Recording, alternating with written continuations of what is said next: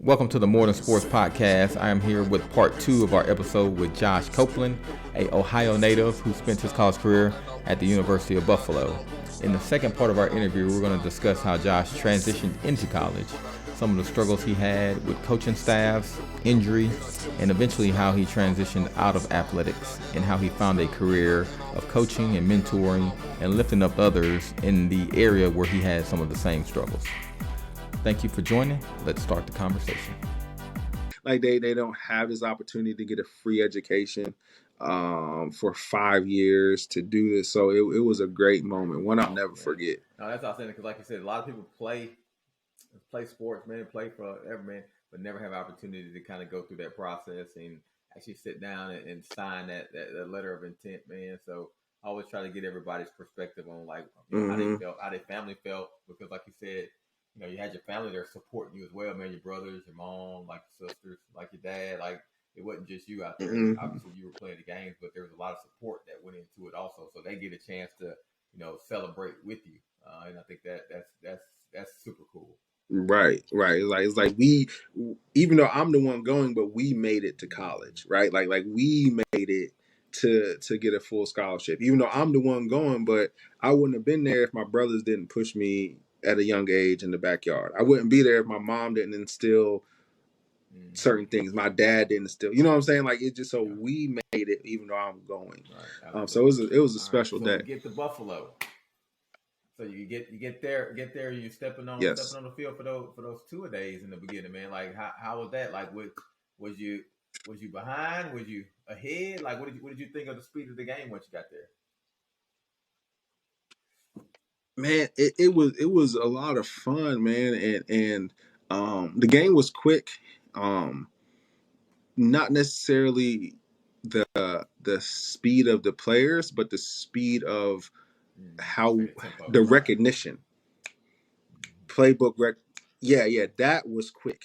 Like, cause like football's football, right? And so you know what I'm saying. Like at a certain point, you got to tackle somebody. At a certain point, you got to block somebody. So like once you break it down to that, it's still the same sport. But I tell everybody, man, I was like, you ever play a video game on like easy, and then you go back and you play that same board on hard, and then you go back and play that same board on expert. Like it's the same board, it's the same game, it's just a different level to it, right? And so when you see that, and you see the more intricacies and how different cover 2 is in college than it is in high school, right? Like you're seeing how different certain coverages are that you think you may know, but you really have no idea.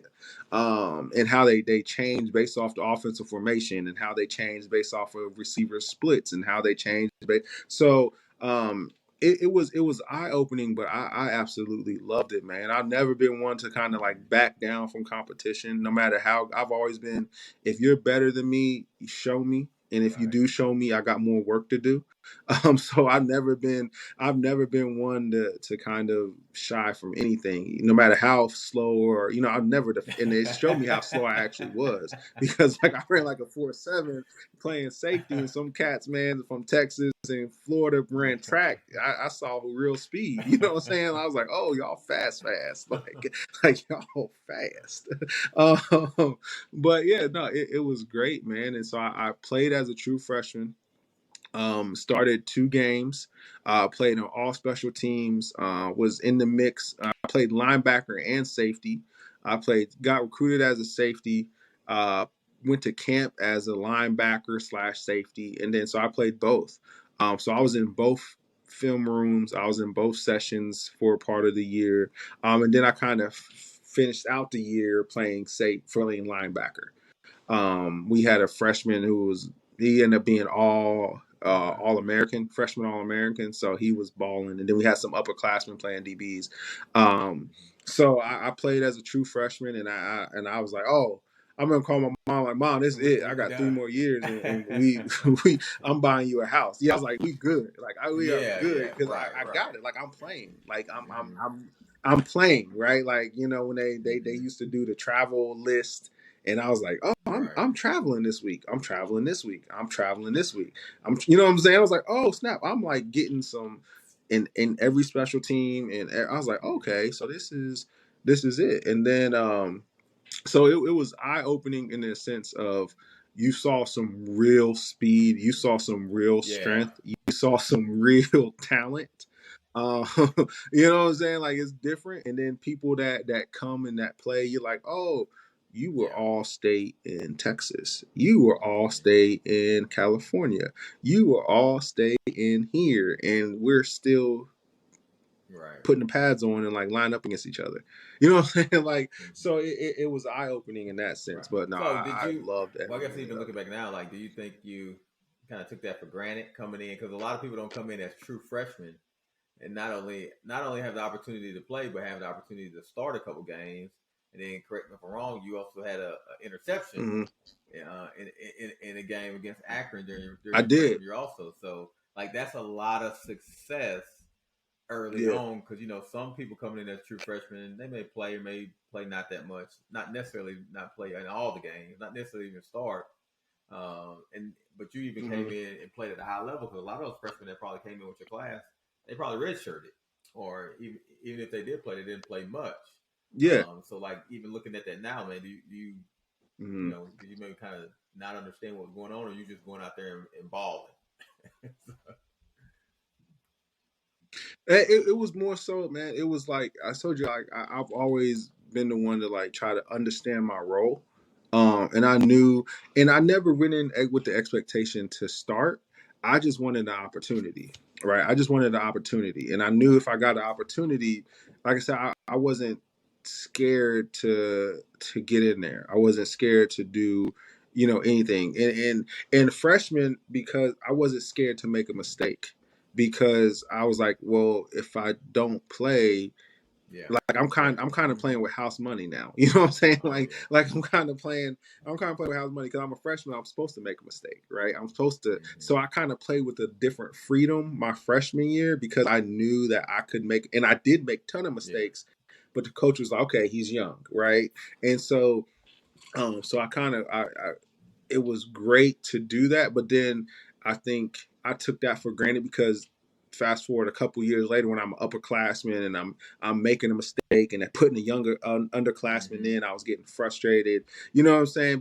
But I realized then that I can't make some mistakes because I'm not supposed to, because my Yeah. experience and I've been here a while. You know what I'm saying? So like I definitely didn't realize the Right. So opportunity how that did I you make the had at that adjustment? time. Because you spoke about that during your time in high school, or just kind of getting by. Like, how did you make the shift or the adjustment academically once you got to Buffalo? Okay. I was still doing the Okay. same thing, man. I was still just bare. I was, man. I was still barely getting by. And I had end of my freshman season, I tore my labrum in my shoulder. And I played the last couple games with a torn labrum, got surgery, Uh-huh. was out all spring ball, and then came in the camp my sophomore year and pulled my hamstring. So then they redshirted me. And I was like, well, you didn't play spring ball. You're going to be out for the first 3 weeks of camp. We're just going to redshirt you. I was kind of upset. And then, ironically enough, we won the MAC that year. We won our conference. But I took my role Mm-hmm. as scout team. I took it very serious. I was like, well, if I'm not going to play, I'm going to either make y'all better. But I'm playing Oh against yeah. Mm-hmm. our offensive ones. So I'm playing against the best guys that we're gonna put out there. So it only gonna make me better. But no, so but academically, man, I fell off even harder because I was like, for one, like my week was Sunday through Thursday, Monday through Thursday, right? Like Monday, Tuesday, Wednesday, Mm-hmm. Thursday. That was my whole practice week. Friday we traveled. Saturday's the game. I'm not, even if it was a home game, I'm not Right. really doing anything Friday and Saturday. Sunday I don't have to go to You're not training, playing. to Right. check in because I'm not hurt. I didn't play. Monday's more of a film review, so I'm chilling in. So I was like, I'm 3 days. So I was like, oh, I'm kicking it. Like I was like, I don't have to be eligible for nothing. So I honestly I had 2 consecutive semesters below a 2.0, and I was on put on academic probation, and they was going to take my scholarship. They told me, if you continue to do this, and this goes to another thing I tell all the kids, like, you still have to Right. perform academically. yeah. Like, you know what I'm saying? Like this ain't like this ain't like a one and done college kid where you gotta do one semester, then you done in the spring. Like, no, you gotta go, you gotta do it. And so I was still just skating by, man, and then it came and bit me in the ass. It bit me hard because like our athletic director was Ward Manuel. He's the athletic director at Michigan now. And he set me in his office, man, and he just laid it flat. He's like, I'll send you on the first bus and flight home if Yeah, you continue this. But that's what I needed to hear. You know what I'm saying? Like that I needed to hear that because when you skate by for so long, you just think you're supposed to skate by, right. you know, and like there's no consequences to it. But no, and so and then after that, after my like red shirt sophomore year, going into my red shirt junior year, we had gotten new coaches, and I was still trying to prove myself on the field, but then they was looking at my grades academically, and I was like, man, you're Right. not even doing what you're supposed to do in the classroom. How are you going to tell me that I should get, allow you to get more reps when you about to fail a class? You know what I'm saying? So, so I get it though, Right. man. So how So was yeah, that with the new it coaching was staff eye coming in? Because opening like for I said, sure. it's not like you got like a warning that the old coaching staff was going out. So new coaching staff coming in, everybody's to some degree a little nervous because you're trying to prove yourself. Obviously, there's some tape out there that the new coaching staff is reviewing. So how was that broken to the team, and like how did you feel like with the new coaching staff coming in? Man, I was hurt, man.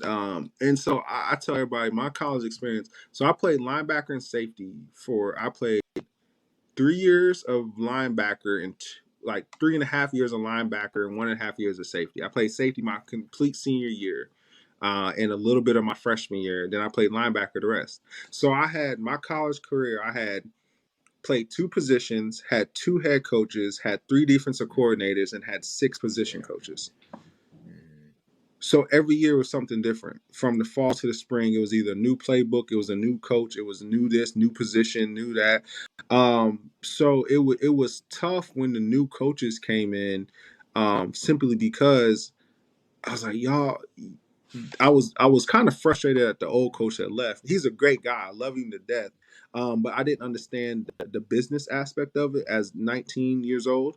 And I was like, man, you sat on my couch, you talked to my parents. You know what I'm saying? Like you did all this. My family Right. knows you. You asking about my family. Not knowing obviously that people, coaches have dreams and aspirations, and they trying to. So I get it now. Like I Right. don't have any hard feelings towards him at all. But at the time, man, it's just like, man, like my position coach, the guy who recruited me, left the spring of my freshman year. We did my freshman season, and then he left. So I came back from a winter break with a new position coach who I didn't recruit me. Right. So then it's like, man, do y'all even Right. want Yeah. me Yeah. here? Like y'all didn't know me. You know what I'm saying? Like it's a whole uphill battle. But it's hard to kind of grasp that as 19 and 20 years old, because you're like, man, people just abandoned. They just leaving. like and so we found out our coach is leaving Okay. on That's ESPN. about right then. So I mean, that's how it happened. Like we knew he was up for jobs, and like the year before, he told us he was up for jobs, and so I respect him on that end because he's a very stand-up guy. Was always, you stand by your word, and he's a great dude, love him to death. But that's how we found out. We knew he was interviewing for some jobs. We didn't know if he was going to take them or not. And then the one came, and we found out on it. So then we texting each other like, "Bro, he left. Like he gone. Like he really gone." And then we come back from winter break, and we got a whole new coaching staff. We trying to, you trying to read, you trying to get to know people, you trying to do this, you trying to do that. As well as trying to do academically, as well as trying to balance, relationships that you may have, and it's tough, man. But it makes you, it made me kind of like be able to overcome anything. Cause like, Yeah. man, I went through That's 6 tough. position coaches, That's bro. tough. Like I can go through, yeah. And then like every year was never like I didn't have the same. If I was the same defense, I was a different position. So every year I didn't have the same thing coming So into the next year. were you Um, Like I said, when it So, but no, becomes health, I it mean, was do you feel like you had a fair shake? yeah, yeah, because I mean, yeah, I did because they allowed everybody. You know, they all say, "Oh, well, we don't care. We don't necessarily like." They knew us, and Right. obviously, you know, the starters. They're going to be the starters. Dudes who's Yeah. all Mac, he gonna play. You know what I'm saying? Like they can say whatever they want, but they know. But then the guys like who trying to fight for a spot, like myself, and not sure on what position I want Right. to be in, because I was like I said, I was a hybrid man. At the time, I was 6'1", maybe 200 pounds. So, but I ran a 4.7. So it was like I'm not the fastest DB we got, and I'm Right. not the biggest linebacker, but I can tackle. So so it was like, where do we put you? Because you're going to be a liability because they just going to run right at you if you're a linebacker, and then if you're a DB, they just going to throw right at you and put you in space. So having these conversations and I think I Okay. did get a fair shake at it because it was but I mean the guys we had in front of me and beside me, like I was competing, the dude was like 6'6", 220, and I was like, man, and we Right. we went from a whole different defensive scheme. We ran a 4-3 to a Okay. 3-5, 3-3-5. So then it's like, you know what I'm saying? Like, Yeah. so our Yeah. I old got coaches ran a you. 4-3 traditional, like Tampa 2 coverage. And then so I could fit. I would play outside linebacker, Play and then nickel. certain Right. packages I could play. If we played nickel, I would come in because I could be in the box. And then we went to a 3-3-5 and 3-5, and I was like, hold on, man, like, like this is different. This is That's different. it. I mean, Yeah. like we only got 3 down linemen, so Yes. a Yes. lineman on me quick. You know what I'm saying? Like if I'm outside line, he on me fast. Um, so it was tough to do that, but I love it because I got to. Mm-hmm. I love the game and I love learning football, so I got to learn a lot about defensive schemes, having so many of them. You know what I'm saying? That wasn't So intentional, but it just kind of like I happened got that to learn a way. lot. Yeah, it kind of happened that way. Yeah. I got to learn a lot about defensive schemes and truly Right. watch the Awesome, game, man. learn the game of football. So as your college career starts to wind down, like what are your thoughts, man? Like as far as like your other opportunities, like did you kind of develop any other interests outside football? Like as you like I say coming in as a freshman, your perspective and mindset was like just trying to play, just trying to do your job, and Hmm. like you said, had an outstanding freshman season, and now your aspirations are one thing, but as you're coming into this last season, like how has that had changed over the years? Okay. Man, it honestly and it didn't, and that's why I kind of try to help athletes now is to realize to get a plan B, because it doesn't take away from plan A. If you do it the right way, right? Like you have an off season, you can develop some interest. You may not be able to get an internship, but you can do some interesting. You can do some things to figure out what you want to do in the off season, right? Because you have a little bit more time. But for me, it was the same thing. I was like, man, I'm football. I'm a football player. I'm an athlete. That's all I know. That's all I do. So if I played senior Mm-hmm. year. I had a pretty successful senior year at safety. I think I had like 63 tackles as a safety. Um, so I was like, I'm gonna get an opportunity somewhere at something, right? Whether it's CFL, arena football, like I want to play something. But no, it never changed, and I never nobody told me that it was okay That makes perfect. Oh, to that makes perfect change. sense. Does that make sense? Like nobody made it.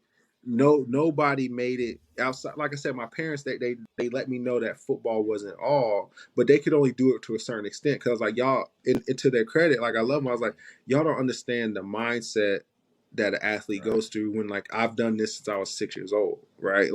Like this is literally all I know. So this is who I am as a person. So I was never ever to develop Josh the non-athlete because Josh the athlete was front and center all the time. Everybody I met since I was 5 or 6 years old, outside of like my family and like church, knew me through athletics. So now I'm talking about now it's relationships off the field that I know and people know me for athletics. So yeah, I never never once thought about what am I going to do afterwards. Like, I knew I loved to speak, and I was like, eventually, I want to be a motivational speaker. But I thought, okay, I'm gonna be in NFL, and people just gonna pay me to come talk to the high school teams. Like, that's as much as I thought about it, right?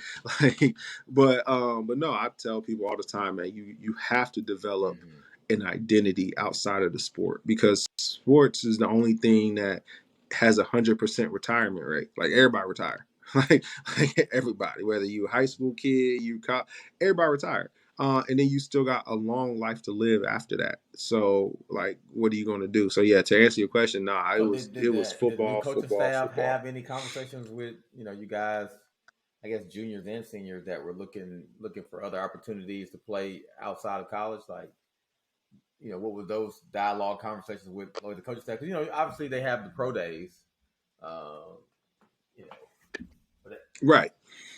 Yeah. No, I mean, yeah, you have pro days, and then the coaches, they kind of they kind of know which guys probably being looked at more so than others. But they obviously, everybody has the opportunity to do the pro day, right? So you do the pro day, and you're out there working out, and then and the thing is that I wasn't prepared for, and this is like literally what I really try to help other athletes think about, is that last game. And you talked about this, a little earlier, about how, like, when you're done playing the sport, even in high school, like, they kind of done with you. And so after that last game, like, our last game was the day after Thanksgiving. It was Black Friday every year. So the day after Thanksgiving, my family's coming up, and then I still have 2 weeks left of school before the semester, and then a whole nother semester at the school. And I'm not a student athlete, I'm just a student. oh You yeah, know what I'm saying? Like, so it messes with you. It messes with you, man, because the team's going on, they working out. Somebody else is in your locker. Somebody else. And I was talking with one of my friends about this. She played volleyball, and was like, somebody else got your number. You know how territorial we are about our numbers, bro. It's like nobody can, so somebody else got your number. You still on the same campus. You still got your same roommates. You still doing the same day-to-day stuff, right. just without the sports and without the football. So and for once it was like, I'm still around everything that I was as an athlete, but I'm not an athlete. Like, so it messes with you mentally, man.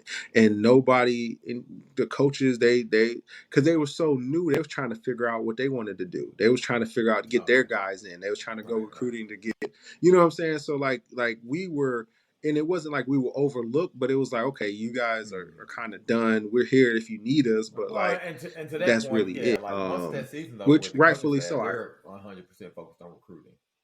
So they're gone. They're gone. They're not even and, really and, there. and I get it, like, they gone. They you talk about don't seeing coaches, man. They're out on recruiting. They physically not in the office. So like, they are out recruiting in their prospective territories. So they might be in California, and you in and I'm in Buffalo, and I need something, but he's in California, recruiting.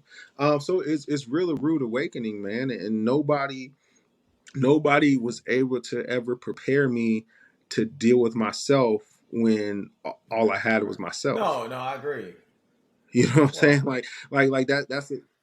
That's a tough conversation when I didn't know who I was. So then when all I had was myself, I didn't know how to act, because I didn't and know like we were who I mentioning earlier was. about the transition So from high school into college, and a lot of the things that were needed there from the principal, counselor, head coach, to kind of help make that transition.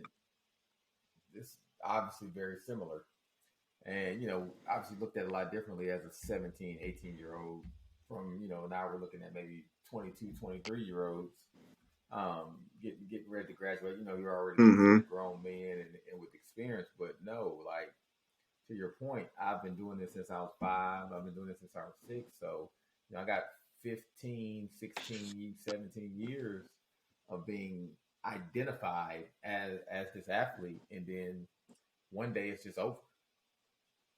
Like and it right, and it's like I said, over, man. even as that that season may come, and you got aspirations and expectations for that season, you still never really completely allow yourself to think that at the end of the season I'm not going to be playing. Like you never really think that last game that you Yeah, nah, played really was your last game. mm, Like you never really allow yourself to go there, nah, and nah. you just look up one day and then you're just not playing. And like you said, you have to figure out who you are. And there was no work done prior to that to kind of predetermine who you are outside of the sport. And like you said, you get so much recognition from it. Mm-hmm. You get so much self fulfillment from it. Um, and you are truly defined by by being an athlete. And like you said, especially being on college campus, man, you're getting so much attention and things of that nature, man, just by being on the football team. Like, and all of a sudden, like you said, all those guys are moving on. Like I said, all those guys, they kind of know their own schedule. So as everybody leave practice, they're going to eat, or everybody leaving film study, whatever, they're going to do this, and you just in the room. Just chilling, just chilling, man. You just there, and then some guys, like if they're like, they're on that level, Mm-hmm. they may go somewhere else to train for the pro day. They may go for those, those 2-3 months, from December to March or whatever, and go train somewhere. So then now you're used to seeing this dude every day, and he's gone.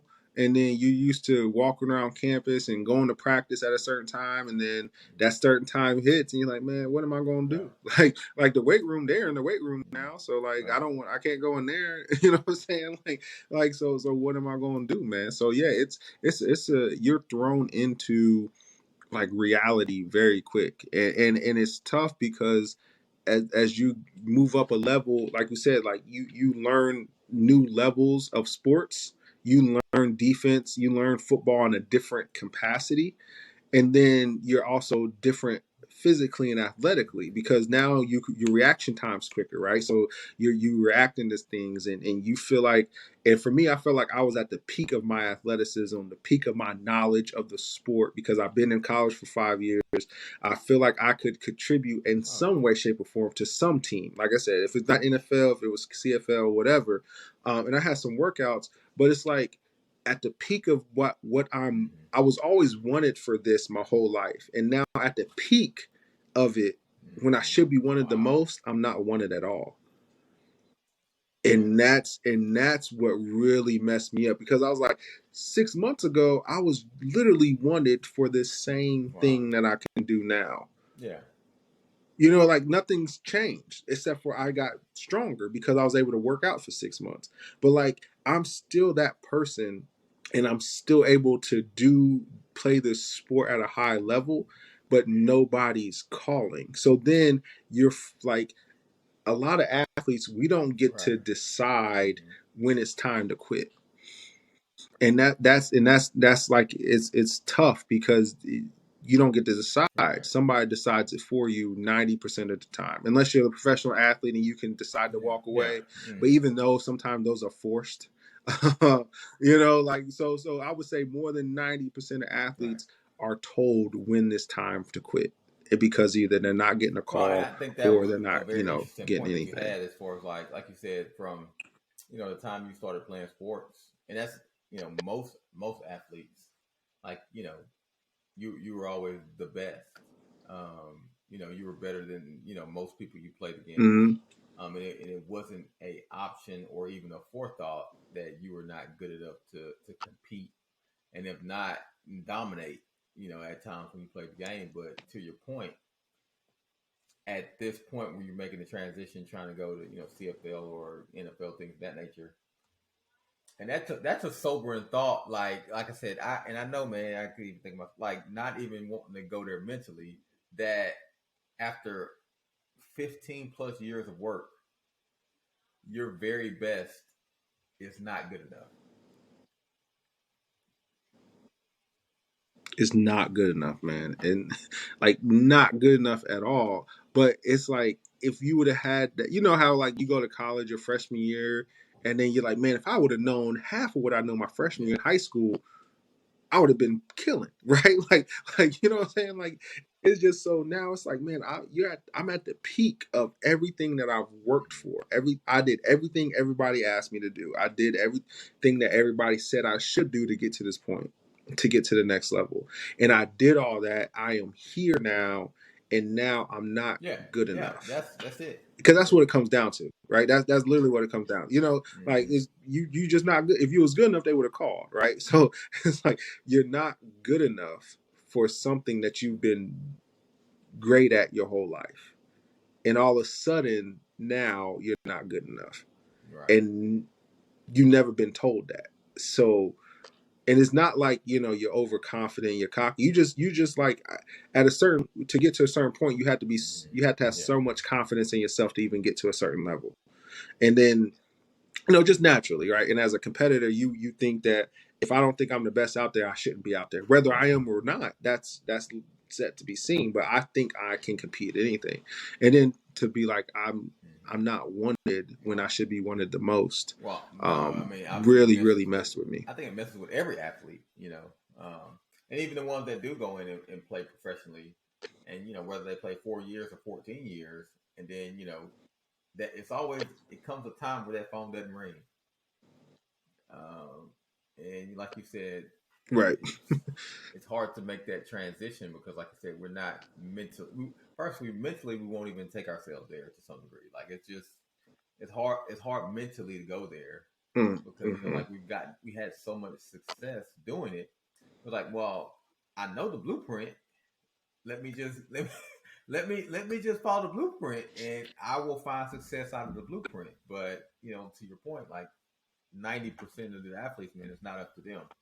Um, when they ended up stop playing. So, oh man, Mm-hmm. like I said, we can go into that a whole another. Oh, bro, man, we could go. We could do Right, so many right, more topics, man, because right. it's So, so like I true, said, man. It's so true. kind of done playing, man. So, I mean, like I said, you kind of, I mean, you and I kind of talked offline. I think, while as far as like some of the things that happened after that, man. You say you kind of Mm-hmm. had some battles with depression and things of that nature, man. So, can you kind of speak to that a little bit? Mm-hmm. Yeah, yeah. I'll keep it short, man. You know, I can get talking a lot, so I'm sorry, but nah. So I did not know who I was outside of the sports, and then I had no identity, and then I'm back. I moved back home, so now I'm back in my hometown. I say it's kind of a smallish town, Yeah. so everybody knows you, and everybody knows. And I was like a local, not I don't want to say celebrity, but like I knew everybody and I had some success. So people were following me in college. They was following my career. And then now I'm just back at home. I got a degree. I can't find a job because initially I'm like, if I don't want to commit to a Mm-hmm. job because if my agent calls, I gotta go, right? And I don't want to do that. So for like a year, I had a job, and then I left it trying to go back and play arena football. So I was kind of still trying to chase the dream. And then once that all was done, man, I was completely lost, and I was back in my hometown, and I had no money. I Right. was embarrassed to go because now I feel like I'm a Well, I'm failure about to because say all I did was shout go out to graduate, which graduating, is man. crazy Like, to even think. yeah, that's no small feat. That's no small Yeah, feat. yeah. It's no small feat, but when my goal was to go to NFL, I was like, if I wanted to go graduate, I could have went to Yeah, the right. local school and just graduated, local college. You know what I'm saying? Like that was my mindset. Like if I went all that way just to get a sheet of paper, I could have did that at a different school, closer. But yeah, no. So I battled that, man. Battled depression, battled anxiety really bad. Started to gain weight, and it was different. It was messing with me because now I mentally didn't feel like myself because I Right. wasn't playing, doing things that I normally do every day, that I didn't know myself, and then now I'm physically changing myself, right? Because I'm gaining weight. I don't want to leave. I'm depressed. And I'm still seeing the same people that I've seen that's seen me since I was in fourth grade, fifth grade. So so when I go to the store, they're like they give me looks like, "Is you all right, man?" Like, you know what I'm saying? Like are Like you are he's like, you no, I'm okay? No, depressed, man. like so that messed with me even more. Exactly, but I didn't know. I didn't know that. I just didn't want to leave nowhere, man. I didn't want to do nothing. And I didn't know that I didn't know it was called depressed because I'm like, for one, I'm like, Yeah. I'm mentally tough because I'm a football player. I can't be depressed. And then for two, I'm like, if I told somebody I was depressed, they were like, "What are you depressed for? You played Division I football. You got a full scholarship. You shouldn't be depressed." So I was like, I didn't want to have that conversation. Um, so, and I never was a drinker, man. I never was a drinker. But I started drinking a lot. I was always the designated driver, but when I wasn't myself, I was searching for something to soothe what I was going through because I couldn't identify. I couldn't articulate what I was going through. So I was looking for something. And the only time I felt like myself was when I was drunk, because then nothing mattered. It doesn't matter. Like all the emotions are kind of gone and everything, and I was a happy drunk. So everything was cool. You know what I'm saying? Like I wasn't like an angry drunk. I was a happy drunk. So everything was cool. So there was three things, and I'll keep it really quick, that happened to me that changed my whole perspective, man. The first thing was, man, I was bouncing around from job to job, couldn't find one. Tried real estate, that didn't work out. Got fired from a couple of jobs. Was working in a factory, working third shift, at stocking shelves at a local grocery store, and so I got a job as a bus boy at a local restaurant. And so now everybody in my hometown is going into this restaurant, and I'm bussing tables at 24, 25, right? With kids who are 16, and they're trying to get gas money, and I'm bussing tables trying to make a living. And so there's one kid, man, and he came up to me. The first thing, he came up to me, man, and I was bussing tables, and he was in high school at the time, but he had watched me when he was in middle school. And he was like, "Man, didn't you used to be like Josh Copeland?" And I said, "Used to?" And I was like, "Bro, like," I was like, "Man, I will tackle you right now. Like, I've been dying to tackle somebody." But I knew what he meant, man. Like, I was a shell of who he thought I was, and I was a shell of who I thought I was. And it's something humbling when you talked about in the past tense and you're right there in the present. Well, Right? So let me ask that you was this. real humbling. Not to cut you. So The second thing that happened, yeah. how did your family handle No, that you though? good. Like was it? Because like you said, you kind of came back home, and I'm assuming, obviously your brother, some of your brothers may be there, some of them may have left. Obviously, your parents are there. Like, how did they handle as far as like you're coming home and your transition? Obviously, they were witnessing you spiraling as well. Like, were they just apprehensive to addressing you head Mm-hmm. on as it relates to some of those things? I think it was a gradual process. It wasn't something that like that just they could identify right away. It was, I was living with one of my brothers when I first came home, and they had he had a wife and two my niece and nephew. And then when I left to go like try to play arena football, and I came back, I was living with another brother. So they was just like, okay, Josh, he's just trying to figure it out. You know what I'm saying? Like, yeah, I was having some jobs, but not so. They were just like, this is the part of the process. He's trying to figure it out. So they never really was like hard on me. They never really like was, "Oh, come on, get off of the couch." They were just like, "Man, you won't have to figure it out." And they try to help me, pay me to do certain things to give me some extra money. So they try to help, but it was never really like, it was never really like a sit down like, "Hey, you need to get your stuff," because nobody knew, right? I was the first one to kind of go through anything like this, so they were just like, "Well, we gonna figure it out." So yeah, so then I got a DUI coming home one day from a bar. That was the second thing. I was getting to have a car. I was driving my grandmother's car and got a DUI. And ironically enough, the person who came as backup was one of my high school classmates. So then he was a local pop. So then I see on his face like the disappointment. And I'm like, man, like I'm starting to spiral a little bit, because I was straight and narrow, man. I didn't drink, didn't smoke, didn't go to no parties, and that's what everybody knew me as, like, oh, the kid who doesn't do anything but sports. And then now I'm spiraling. And then the last thing, man, at a certain point, alcohol wasn't doing it. So then I started like smoking and doing other stuff, because I was like, Grasping at straws, I don't know who I am. I'm searching. I'm trying to grasp for something, right? And so I was drunk. I was high one day, and I was eating an edible. So then I had like the the regular smoking high, then I had the edible high on top of all this alcohol, and I was drinking all day. So my body was, I didn't know how to feel. And I was with my friends and was watching The Matrix, man. And it's kind of funny now. I was watching The Matrix, bro, and they had like these metal octopus looking things that was attacking a ship. And I swore they was coming through the TV to get me, man. So I full blown panic attack. It's January in Ohio. I'm running down the street with like no socks on, a half button shirt, and I'm in a full blown panic attack because all this stuff is going on. So I'm thinking I'm about to die. I'm thinking all this stuff. I'm thinking my heart's racing. I can feel my heartbeat. I'm trying to do all these things, man. And I'm in a full blown panic attack running down. I live close to a college campus. So I'm running down a college campus at 3 a.m. So then I'm going through my phone and I'm trying in my mind, like, who can I call? I was like, I can't call my mom because I don't want that conversation. Like her son has a panic attack at 3 a.m. and the cops got him. You know what I'm saying? Like that's a whole different. And I can't call the police because now a local celebrity, not a celebrity, but like a local star is now getting arrested for a panic attack on a college campus, having to go to the hospital. So I was going through my mind, man, and I was like, man, after my whole life trying to impress people and trying to not disappoint people and being there for somebody, at my lowest moment, there's not many people I feel like I can call to help me.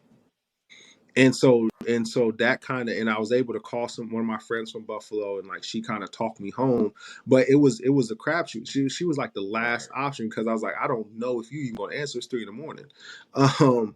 But it was one of those eye-opening experiences because then it was like I have to help myself first before I can even think about anything else, and everybody else is second to that because in my lowest moment, I felt like I couldn't call somebody. You know what I'm saying? And so that's very humbling and kind of scary in a sense because you're like, my whole life I was there to help people, and now I have nobody to help me. Like you said, it should have been the complete opposite, to where you should have had, like I said, community surrounding you in that aspect. So, okay, right. So what's your viewpoint now as it relates to like mental health? Because obviously that's gotten a lot of attention now, specifically in sports. Mm-hmm. So how do you view that now? Based on a lot of things that you've been through, and kind of what you see now in TV. Yeah,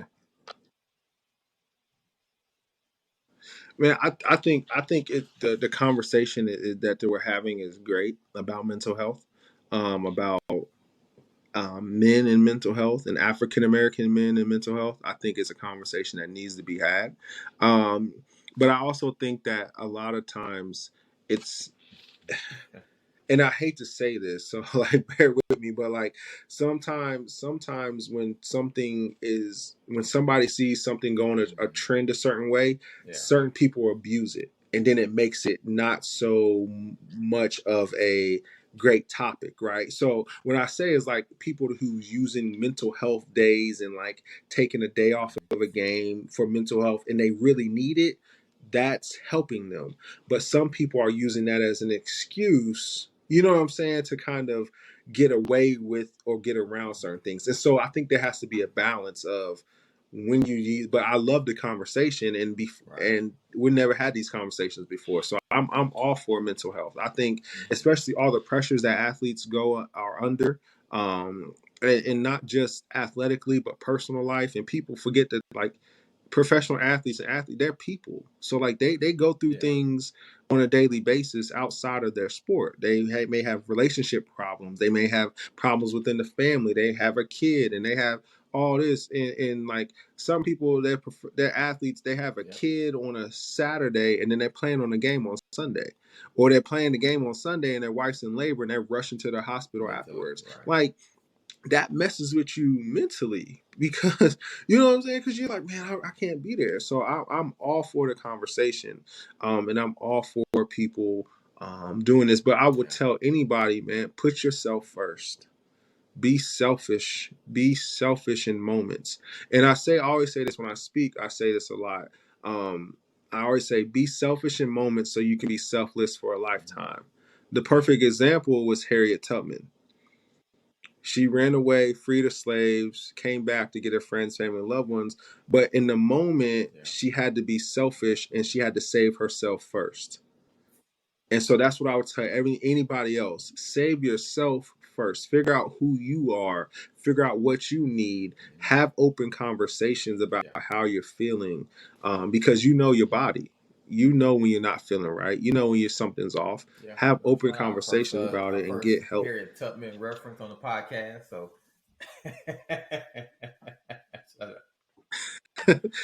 I use that, man, as a way to kind of make it make sense, because people like they view her as a very, and obviously she's a very selfless person. She put her life on the line and all that, but there's a moment when she had to be right. selfish and say, No, you know, I'm absolutely. going whether y'all coming with me or not. You know what I'm saying? Like I'm going, and I'm whether, and then once she was able to get free, then they was like, oh, she knows the way. So then it was a track race. It was like, bet you coming, we going. So, but you have to be able to have those tough Right, conversations and put absolutely. yourself out there to save yourself first, Well, and I think the point in that you order made to be earlier able to about go the mental back health and bring aspect and it people being along. abused was spot on. And what obviously comes to mind for me was just this whole the situation with Ben Simmons and 76ers. Because a year or two ago, like there's no way he would have been missing practice and games and things of that nature because of mental health. So is it valid? Is it not valid? And it's kind of one of those things that you Right. can't really push or challenge Because it's mental health, right? So now when, so yeah, you can't. But but no, it's I was something thinking of like you him said. too, man. It's something very new. I think over time, we'll kind of filter through that. But to your point, man, there'll be a segment of people that'll always continue to abuse it just because they have that opportunity to do so now. And unfortunately, that kind of shines a dark light on those who really need to take the Right. time off because of those situations. So we'll continue to push through it. Mm-hmm. So, can you tell me a little bit about the Dayton Foundation?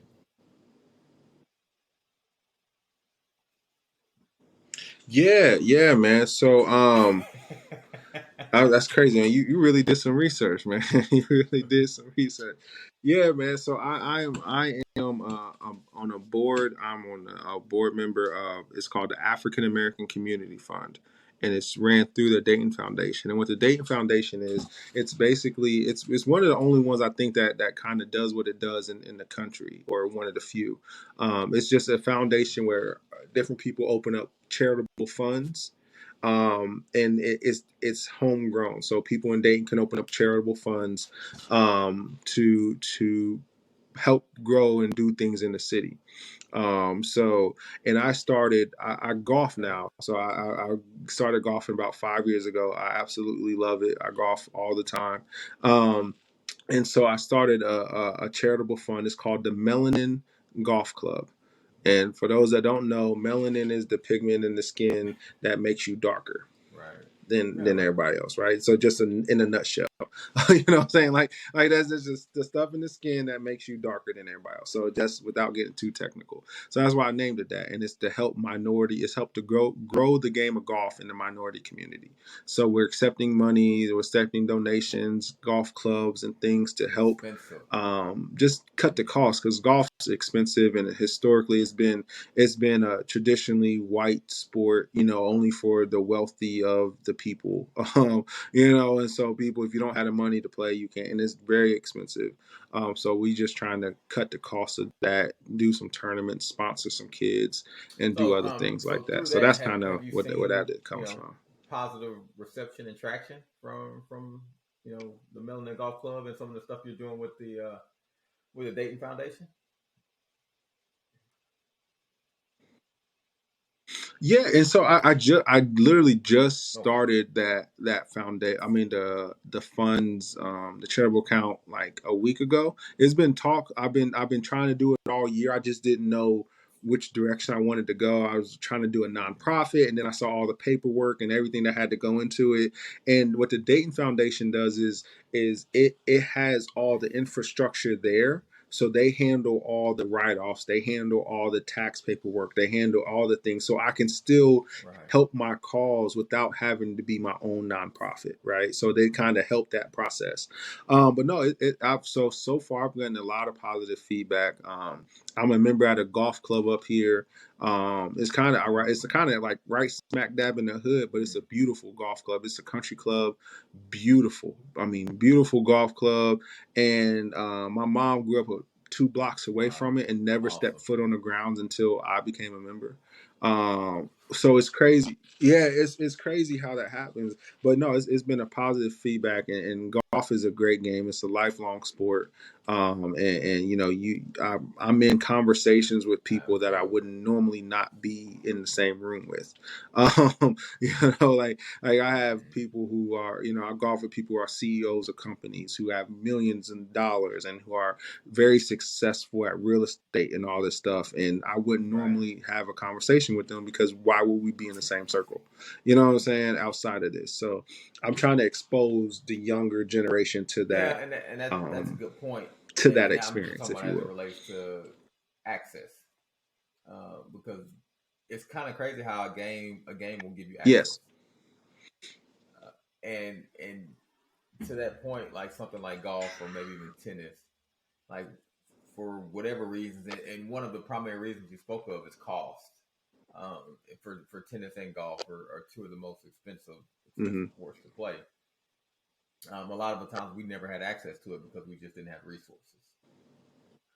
So now that you're starting to provide those resources, you know, it's going to open up Right. avenues. But we still will have to. And I'm, you know, a little curious, so you know how you're looking at that. How are you driving interest? Because you know, you can provide you can provide the club, you can provide, you know, maybe Yeah. the free passes and things of that nature. But you know, what I see a lot of times with our group, Mm-hmm. you know, if it ain't popular, if it ain't cool, if it ain't on Instagram, you know, if it's not getting the likes, you know, which you know, football, basketball, things of that nature get, like it's gonna be harder to find young kids that find interest in it unless their parents are interested in it and push them in that direction. So, you know, I'm just not saying that you got to answer. I'm just a little Right. curious, like how you gonna spark interest in the younger generation to play because it's not popular. You know, Tiger Woods is Tiger Woods. Yeah. I think Venus no and that. Serena. You know, Yeah. those are outliers. You know, those are definitely outliers. So I'm just curious how you guys Right. will be looking at sparking interest in that community to come out and play. Even if you're handing out free stuff, they still may not come out and play because they might like, Yeah. you know, that's the other man's sport. Right. It's a very boring, yeah, it's a very boring sport. And I think that what I do, man, and what I realize Mm-hmm. is that a lot of former athletes play golf. So, like, you know, I've golfed with some people who, one of our guys at the golf club who I became very close with, was a Heisman runner up at Ohio State in '84. He lost it to Doug Flutie. So he was on my podcast. So having that, and he was able to he brought out people, like Bulls. just Okay. in our golf, like Ron Harper, who played for the Bulls with Jordan, like he golfs and came out to the golf club. And then there was another guy who played at Ohio State. So, and played NBA. So allowing kids to see that the people who you thought were cool, who played the cool Right. sports, when they retire, they play this sport. You see what I'm saying? So allowing that to see that no, it can be cool. It's boring, yes, and you can't have, you know, it's not fast paced. It's not, so it's a mental battle, but it's still there's growth, and it's a great game. And I think, and so we're bringing, like when we have showcases and we highlight like He plays J.R. golf. Smith. You know, now he plays Yeah. golf for Texas. I mean, for North Carolina A&T. So allowing them to see that this game is there's opportunity and access and opportunity for you in this world, by showing Right. them that people who play the cool sports play this. You know what I'm saying? Oh, it's something there. If Yeah. everybody who you look up to, Steph Curry plays golf. Like, you know what I'm Yeah. saying? So Michael Jordan plays golf. So when the people that you look Yeah. up to, that you wear their sneakers, when they play, there's something to it, right? And so if you can get there Right. as a And young people be age, it's surprised going to only how open much up more drinking doors. and smoking goes on the golf course too. So. Oh man, because you out there, and that's why I tell people, I was like, man, you really out there for 4 hours with just you and your group. So like you drinking, you smoking cigars, whatever you smoke, whatever you drink, like you could do that, and then nobody's going to bother you. So it's peaceful. and you're out there, it's beautiful scenery, you're out there, it's green grass, like it's so peaceful. But yeah, so that's basically what I try Cool, to cool. do. Yeah, because I even like I One was of just the go out things on the I'm doing driving now. range and just boom, just hit some balls, man. You could just get lost in doing that. So, yeah. So It's that's where it starts, man. And I mean, but even at that, and that's the thing, you don't have to spend 4 hours out there, you don't have to spend 2 hours, you can spend 30-40 minutes at the driving range and just yeah, clear your listen, mind. I am a fair So weather you know what I'm golfer, so saying, I'll like be little shutting stuff it like down for that. the next 3 months. So December through I February, hear I'm you. shutting it down. I'll be back I up hear in you, March. man. So. I hear you, man. Right. Definitely. All right. Cold golf So, is like we had different. mentioned a little bit earlier about the podcast. So, you have a podcast, the No Bull podcast. So, can you tell us a little bit about how Yeah. that got started? Yes, sir. Yeah, so I have the No Bull podcast. It's on Apple. It's on Spotify. We release it through Anchor. It's on a couple of different platforms. But yeah, that's all started. A college teammate of mine. He was similar to me. He was very straight and narrow. Got straight A's. Grew up around the corner from Buffalo. Had set all these records at Buffalo. Got invited to sign a free agent contract with the Cincinnati Bengals, and then got cut and released, and he had a downward spiral, was addicted to painkillers, started going down the wrong path very quick. And so we were kind of going through it Wow. at the same time, just didn't know it. So as he was going through what he was going through in Buffalo, I was going through what I was going through in Ohio. And then finally, like, I heard about what he was going through, and I was like, man, I'm not the only one. So then I reached out Yeah. to him, and then we started talking to more teammates, and it was like, they're not the only one. So then we've been trying to do this for like 2 or 3 years, and we finally just was like, man, we're gonna do it. So we called a No Bull podcast. It's just two college teammates talking about mental health, talking about sports, and we really focus on mental health because that's really what we battled. And so we have men and women on from either played sports or didn't play sports. Somebody was sexually assaulted and talked about how that mentally helped, kind of messed her up for a little bit, and so we kind of just talk, man. And so yeah, we try to release Hey them when man, we hey, can. I'm with you on We'll that. So release a I couple. You got know what people, I'm saying? I It's got kind people of on my tough. neck right It's now. kind of So. tough. Yeah. Yeah, it's kind of tough, especially we talked about this off air when there's two different schedules and then you got three different schedules. So yeah, but no, I think we're on 12 episodes now. We started in June. So we were actually supposed to record I think this week, and we're going to release one next week. So that's the podcast. So it's great, and we'll have Right. to have And you don't worry, on, Marvin, we'll man. make sure we I put all the tell my information dude, and we're gonna about have you on, man. the Melanin Golf Club, about No Bull Podcast, everything else, man. I'll make sure Yeah, I have it in the bio so everybody that watches this episode and obviously listens, you can click in so you can find out how to connect with Josh. So Josh Copeland speaks. for sure. So you've kind of branched off until, like I said, we kind of spoke about your Yes. transition, several transitions. Obviously with the podcast and everything you're doing with the Dayton Foundation and the Melanin Golf Club. Yes. So now you spoke earlier about, I think you said earlier that you thought one day about eventually doing motivational speaking. So here you are today as a motivational speaker. Mm-hmm. So, so how did that Yes. happen? Yeah. Yeah. Like the kind It's of crazy. transition and the door open for that to start happening for you. Yeah, so I've always been able to. I've always was asked to go back and speak. Whether I was in high school, I was always going to asked to speak to like the middle school. When I was, the elementary school athletes, because I was the athlete who was doing it right. So then it was like, oh, you can inspire them. And then when I got to college, I was heavily involved in community service and what we did there. I've always had a heart for like just trying to help the people younger, like the younger generation, the kids younger than me, to kind of not make the mistakes I did. So I would always speak, but I just never would get paid for it. I would always like not hesitate to go here, speak to this high school, speak to this. And then I still, even when I graduated, even when I was going through my struggles, I would still go back to my high school and talk to the kids. I would still do this stuff because that was therapy for me. That was a way to kind of just sit back and relax. And I was always honest with them about what I was going through, even though I didn't know it was depression. At the time, I was always say, "Listen, I'm struggling. This is what I'm doing." Da da da da.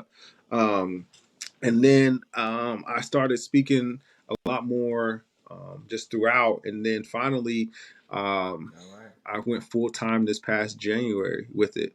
I kind of took that leap. I had my daughter. I had a daughter. I had her last March, and then the pandemic happened.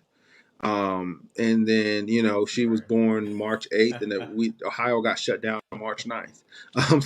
So like literally it was like the very next day. And then, and I had 12 weeks paternity leave, and my wife had 8 weeks maternity leave, which don't make sense. So don't make sense at all. That's a whole nother topic. So I was at home with my daughter, and I was thinking about the next steps. I was thinking about what's next. And I always loved to speak. And then because I could not be contacted for work because I was on leave, I started just trying to talk to people, and then that kind of took off. And so this is where I am now. I'm Josh Copeland Speaks is my website. I do workshops. I do professional development. I speak to athletes, and any athlete, any high school group that's non-athletes, anybody. I speak a lot on mental health, a lot on success, a lot on putting yourself first, a lot on the importance of figuring out who you are as an individual in order to help you get to where you want to go in life. So that's kind of what I do. You have such a draw, such a pull to help others.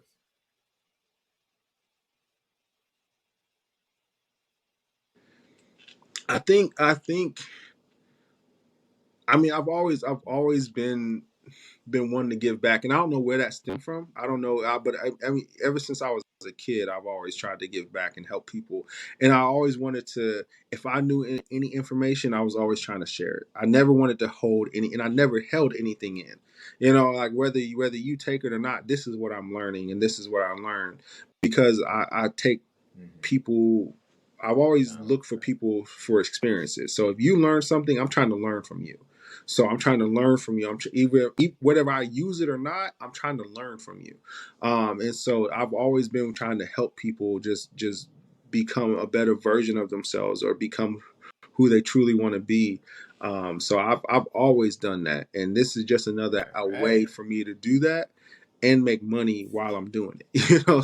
So it's a way to kind of to do that, help people, but also help myself and my family by doing what I love. Man, your gift will make room. Your gift will make a way for you, man. So obviously you have a gift, and like you said, you've had a drive exactly to help others, man. So that's all you were created with that. So now you're walking in your purpose. Yeah, I truly believe you're walking in your purpose. Yes, and it's beautiful. Yeah, and that's why I try to get people to see, man. When you really walk in your purpose, and you got to figure out and identify what your purpose is, and like you got to just stay true to that. It's not going to always be roses. It's not going to always be great days. But when you're walking in your purpose, it helps you balance the bad days and helps you have a different perspective when those bad times come. And so that's why I always tell people it's a freedom in walking in your purpose, because you're able to put everything into perspective. And it just makes everything kind of fall in line when you do. High school athletes and college athletes to help them kind of learn from the things that you've learned from.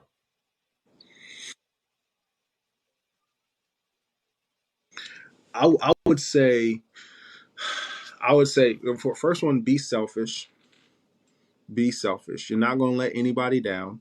You're not going to disappoint anybody, and if you do disappoint them, they want you, they're supporting you for the wrong reasons. If you truly are happy and you truly want to do something, and somebody's not supporting that, and they're disappointed that you choosing to be happy, that's because they're trying to support you for the wrong reasons. So be selfish in a way. Learn from other people, listen, take advice, find a mentor.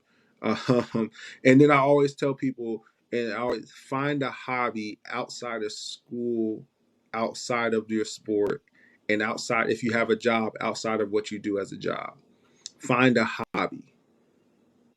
Find something that takes you, because what your hobby Right. Absolutely. is somewhat evolved around your gift, right? Yeah, like because you like to do something you're good at, or you want to learn something that you're good at. So find a hobby outside of your sport, because once your sport's over, because like I said before, and we talked about this, you got to have a plan B, because nobody prepares you for when plan A runs its course.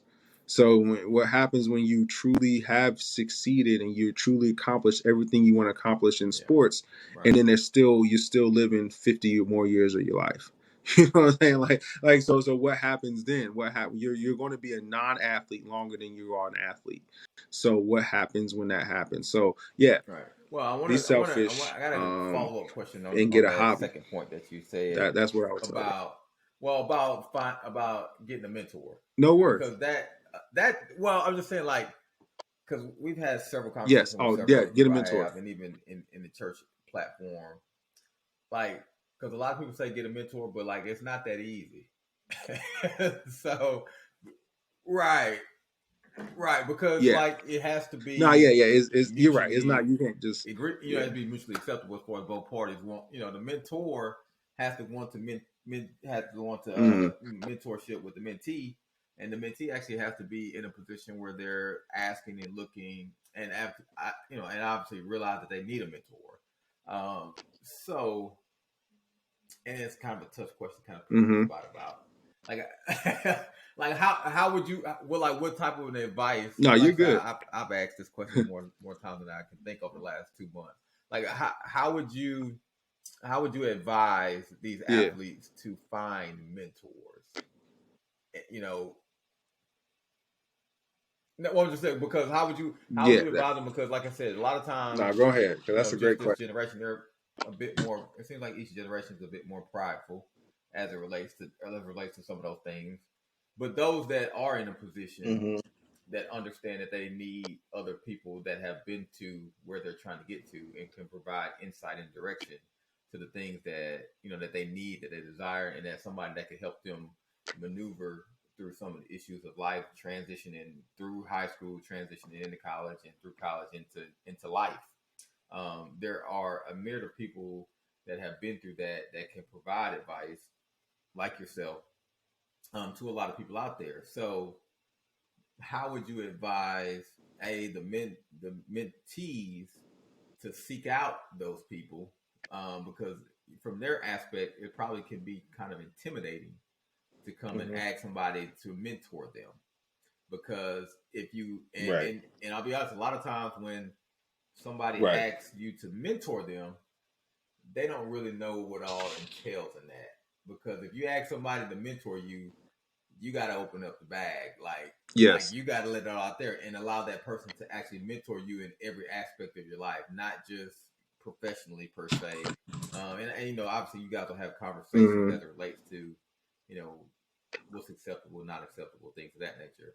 But if somebody approaches you as a mentor, like, because every aspect of your life affects the other, like whether it's financially, whether it's mentally, whether it's educational wise, Right. social, social economic status, every aspect of your life touches the other one. So a mentor would have to be able to give you direction and advice and input Hmm. in your life on pretty much every aspect of it. And a lot of times people are not willing to. I mean, like I say, they may say, "Well, I Right. need some help with my athletic career," but you may be like, "Well, all right, well, how's your mental health? Well, how you doing in class?" But they may not want to get that piece of advice. Well, just help me on the field. Hmm. Well, no, everything else ties together.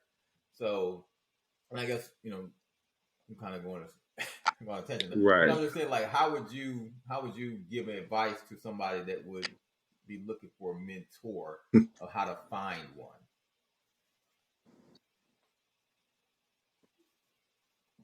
Yeah, I think you made a great point that I think you said each generation gets a little bit more prideful. Well, I think it goes with access to information. So this generation now can get any answer they want on their phone, right? Anything that they're searching for, they get the answer for immediately. So then it's in a way, it's like, why would I need you to tell me what I can already look up? Right. So that's the initial thing. And then it comes into, different trauma and different people leaving your life, and you don't want to open up to somebody who might leave because somebody. So there's a lot that goes into that, right? So for a young athlete or a young person, I would say, realize that you don't know it all. Even if you can look up the answer, there's textbook knowledge, and then there's real life experience, right? And so I just saw this the other day, and it made so much sense. They say like textbook knowledge is like graduating from culinary school, right? And then experience is like running your own restaurant. There's certain things that you know based off of your knowledge, but then there's certain things that you're able to go based off of experience, because once those live bullets starts to fly, so to say, you develop quicker ways to do things. And so that's what I would tell people, like when you're trying to find a mentor, understand that you don't know it all. Understand that people have been there, and even if it's at a different time, even if they went through it 20 years ago, success is success. And there's transferable skills that they can help you with. So be willing to open up, and you can. And this is what I had to do.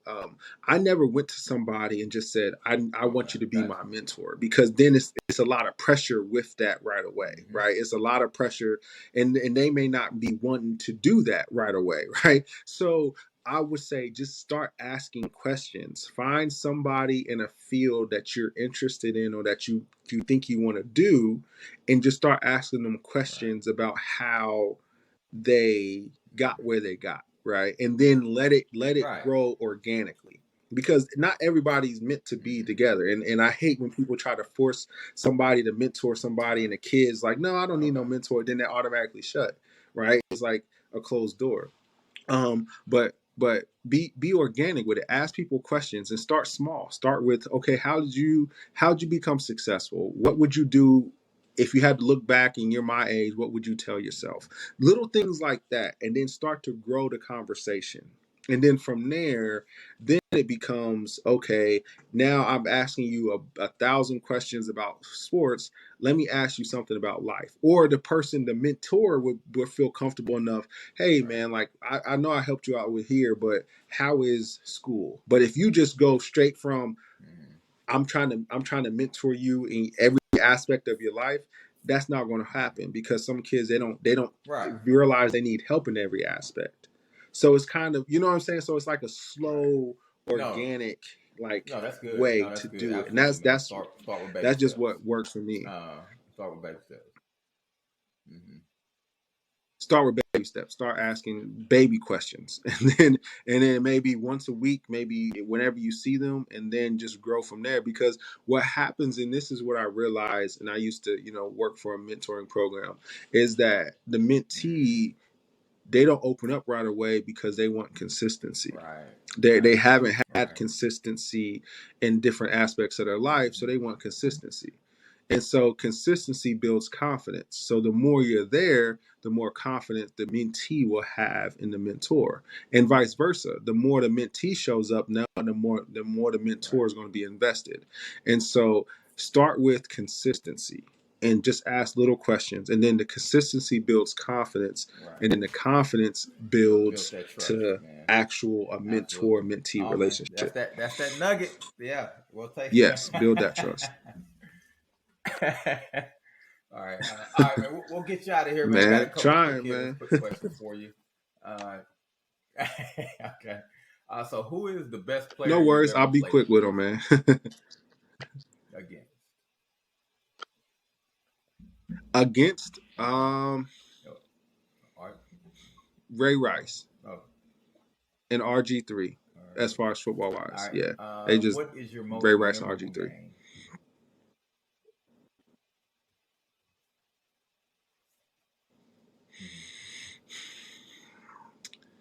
Probably in high school. The Hail Mary we had. We won on a Hail Mary And against the if you top could ranked take team in the back state. one play out of your entire career, which one would it be? Yeah. Oh wow, just one. Just one. There was a 4th and 3 against Northern Illinois my senior year. I was playing safety, and it was late in the game, and it was on our 40-yard line. It was 4th and 3, and I knew the call. I studied film. I knew the play. I made the call to my linebacker that he was going to take the tight end.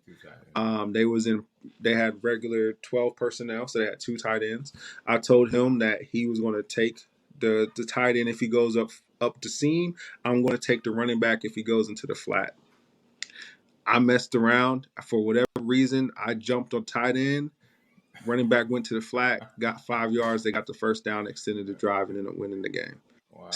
So I could tell you that play like it was yesterday. I made the call. I knew what was coming. I studied film, but for some reason, I jumped the tight end, and they literally threw it to where I was supposed to be. All right. As a native Ohio fan, that was it. If you could cheer for one team for the rest of your life, would it be the Cleveland Cavs, Cleveland Indians, or the Cleveland Browns? The Cavs. The Cavs, man. The Cavs. Yeah, Cavs. I live closer to Cincinnati, so I'm more of a Reds and Bengals fan. So the Cavs, but I'm a big Cavs fan, right, even before LeBron and after LeBron. Who would you so Cavs like to see all the next way. on the podcast?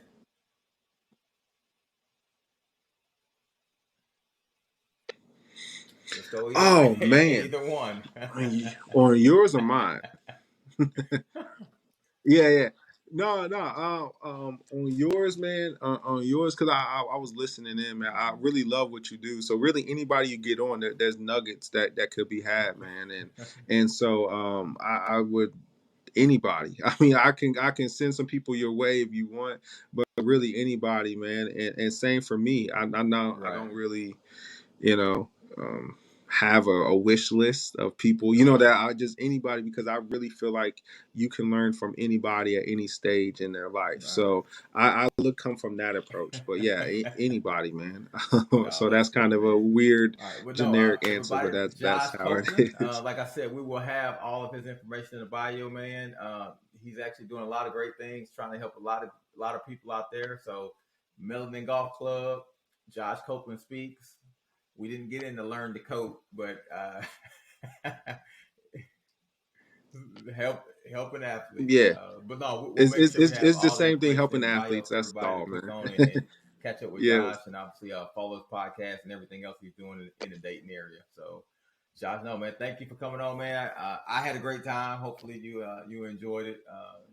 Like I said, got a bunch of nuggets, man, as far as that, especially on the end with the mentor-mentee piece, man. I thought that was extremely valuable to, just take incremental steps, man, because that builds trust as well. So I'm 100% confident, man, everybody that listens to this, man, will definitely get some added value out of this. So I appreciate you coming on, man.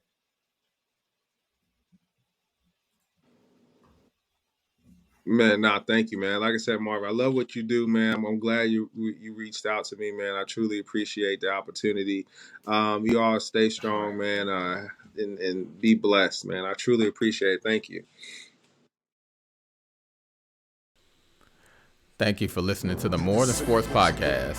Please like, subscribe, and set your notifications so you can be up to date on new content. Also, if you have a story you'd like to share, please reach out to us at mystory@morethansportspodcast.com.